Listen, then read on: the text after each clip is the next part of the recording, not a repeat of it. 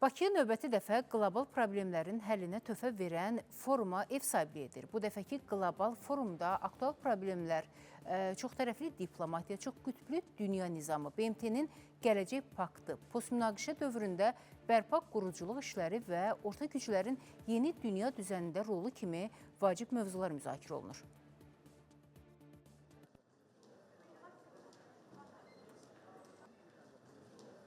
Paytaxt Bakı yenə də möhtəbər bir tədbirə ev sahibliyi edir. Dünya düzəninin yenidən düşünülməsi, çağırışların fürsətə çevrilməsi mövzusu adı altında keçirilən forumda 400-dən artıq nümayəndə iştirak edir ki, onlardan da 50-yə yaxını ən azı sabiq və hazırda fəaliyyətdə olan rəhbərlər, siyasi rəhbərlər, həmçinin Nobel mükafatı laureatları, elm və bilim adamları iştirak edirlər.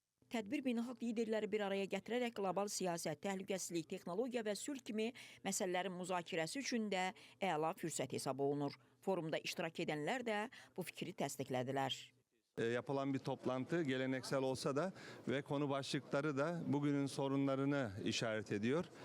Çok sayıda insan var, farklı kıtalardan, dünyanın her yerinden konuşmacılar var. Ben de bunlardan bir tanesiyim. Azerbaycan davet edince, Can Azerbaycan her zaman nereye olursa, hangi konu olursa, hangi toplantı olursa gelmek bizim boynumuzun borcudur. Bizim görevimizdir. Azerbaycan'a borcumuzdur. Dolayısıyla bugün Global Bakü Forumu'na katılmaktan büyük mutluluk duydum. Dinləmək, problemi müzakirə etmək və qərar qəbul etmək üçün ən yaxşı yolları tapmaq imkanımızın olması çox vacibdir. Bu, həmçinin prioritetləri müəyyən etmək, bir-birimizi, tariximizi, mədəni reallıqlarımızı və ənənələrimizi daha yaxşı tanımağa imkan verir. Mən inanıram ki, beynəlxalq münasibətlər müdrikliyi daha çox siyasi iradə və ictimaiyyətin diqqətini tələb edir. Çağırış bundan ibarətdir.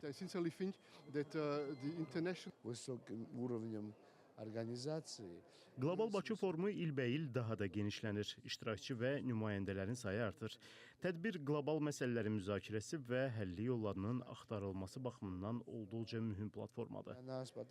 Forumda geosiyasi dəyişimlər, məsuliyyətli tərəfdaşlıq rəqabətə qarşı, gələcək üçün BMT paktı, yeni qlobal konsensusun yaradılması mövzuları da panellərdə təşkil olunur. Onda deyək ki, forum çərçivəsində sülhə və barışığa töhfə verən ictimai xadimə 2025-ci il Nizami Gəncəvi beynəlxalq mükafatı da təqdim ediləcək. Bəturiyə Nəbiyeva, Nadir Cəlilov, Space.